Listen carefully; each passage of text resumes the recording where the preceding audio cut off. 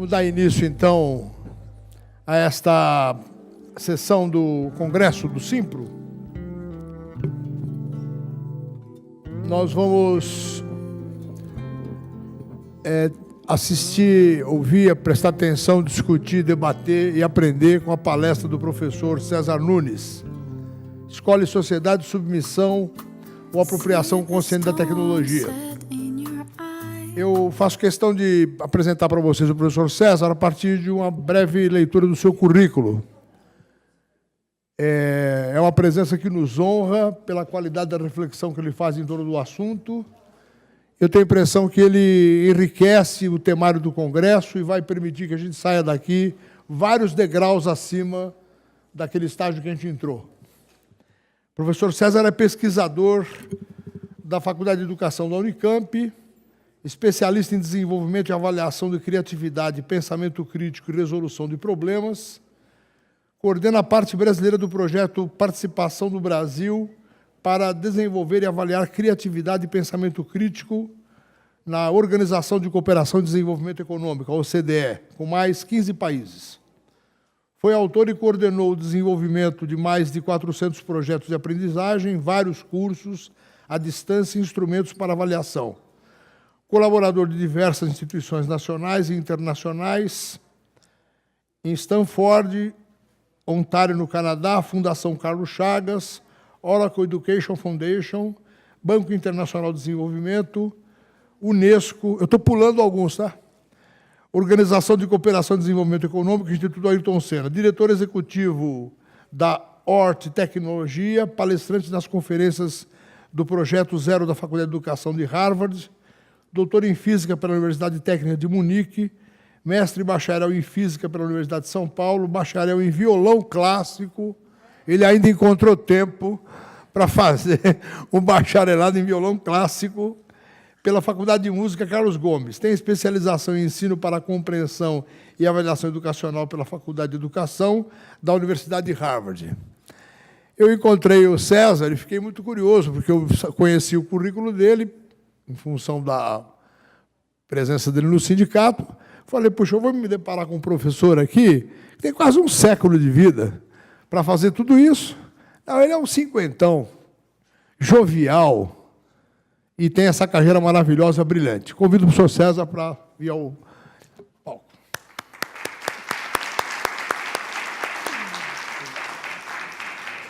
A coisa funciona mais ou menos como funciona na parte da manhã com o professor Nova. Ele faz a palestra, depois nós vamos ter um período de perguntas, eu volto ao palco, as perguntas são por escrito, e desejo um proveito maravilhoso para todo mundo. Obrigado.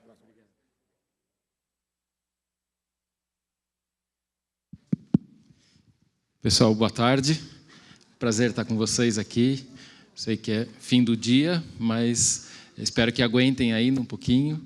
E a gente vai ter no final, então, tempo para conversar. Espero que vocês coloquem todas as curiosidades, perguntas, sugestões, né, para a gente ter um bate-papo gostoso no final. Como cinquentão, eu era do tempo que a gente tinha aquele guia no carro, sabe? O guia de papel, que era um espação, né? E a gente não saía sem o guia, porque andar em São Paulo sem um guia era arriscado, né?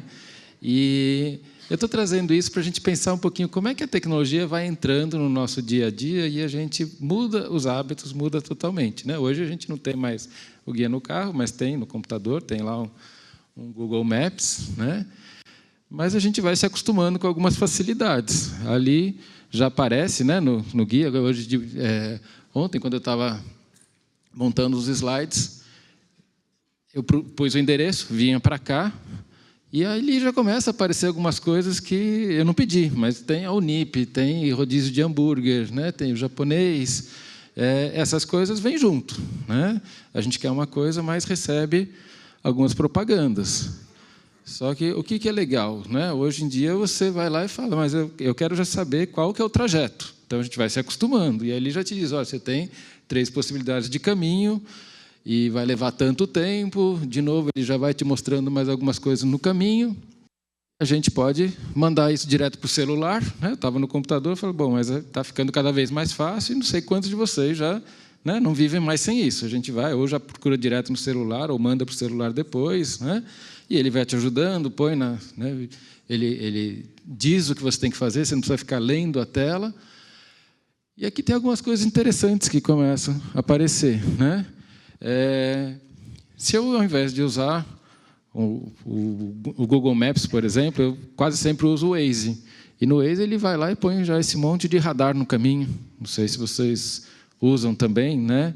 E a gente começa a pensar, será que isso é positivo, né? A gente ser avisado antes é uma mão na roda. E a gente vai se acostumando com essas coisas, né? Deixa eu viajar, eu vou andar mais rápido aqui, porque eu sei que a estrada não devia ter esse limite de velocidade, podia ter outro. Então, a gente se convence, né, de que aquela regra não devia valer, mas agora estou perto do radar, então eu diminuo a velocidade. Então, eu não sei quantos de vocês fazem essas coisas, mas tem aquele, será que está certo ou não? Mas a tecnologia está me ajudando a fazer algumas dessas coisas, né? E aí a gente chega a coisas desse tipo, né? Isso aqui é uma tela do Uber. Não sei quantos de vocês também são usuários de Uber. Como eu falei, o tema da palestra é a gente, né, é uma submissão nossa, a gente vai sendo levado ou a gente vai fazer um uso consciente dessas coisas? Então, por isso que eu estou trazendo isso. A gente vai se acostumando, vai ficando muito fácil, a gente fala, olha, uma mão na roda. Agora eu estou em casa e aparece ali, ó, se eu chamasse o Uber nesse momento, ali vocês não sei se conseguem ler, ia levar 2 minutos. Né?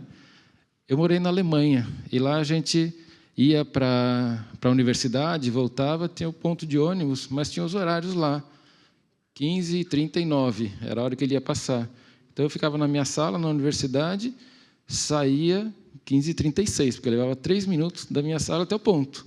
E você chegava lá e eu passava o ônibus naquela hora. Ele não pode adiantar, porque senão as pessoas perdem, mas quem está no ponto começa a olhar, e passou 1 minuto, cadê o ônibus? Né? Você se acostuma tanto com aquela pontualidade que aquilo passa a ser parte da sua vida, né?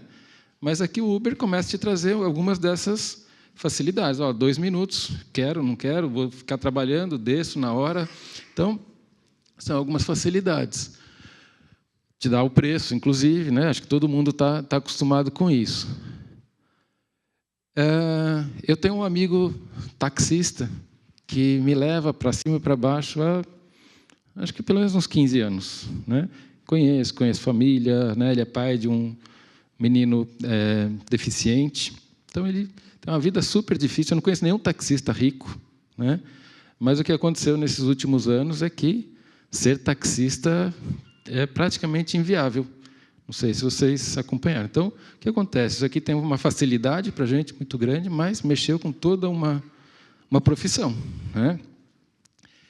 E o Uber ganha rios de dinheiro com isso. Vocês devem ter visto, né, quanto que são os ganhos desse tipo de empresa, porque é o único, tem o Cabify, né, aparece mais um ou outro, mas são poucos que põem o preço que querem. Mesmo os aplicativos de táxi, 99 e coisa assim, eles fazem campanhas violentas, né, eles oferecem para a gente desconto de tanto. Quem paga isso é o taxista. Então, tem tido uma chacoalhada muito grande. Mas a próxima onda, o que é? Os carros sem motorista. Esses sistemas, né, o Google está testando vários, mas o Uber também, Tesla. E o que tem acontecido? Né? Não precisa mais nem do motorista. Hoje a gente fala, olha que bom, que facilitou para um monte de gente que não tinha emprego, ele foi virar motorista do Uber. Então, abriu um monte de postos de trabalho, facilitou para todo mundo. Mas o que interessa é o lucro. Então, se eu conseguir não ter nem motorista, vai sair mais barato. E começa a acontecer esse tipo de coisa, né? Estão testando ainda, é lógico, não tá perfeito, sempre acontece acidente, também com motorista acontece. Então, tudo bem acontecer sem motorista, né?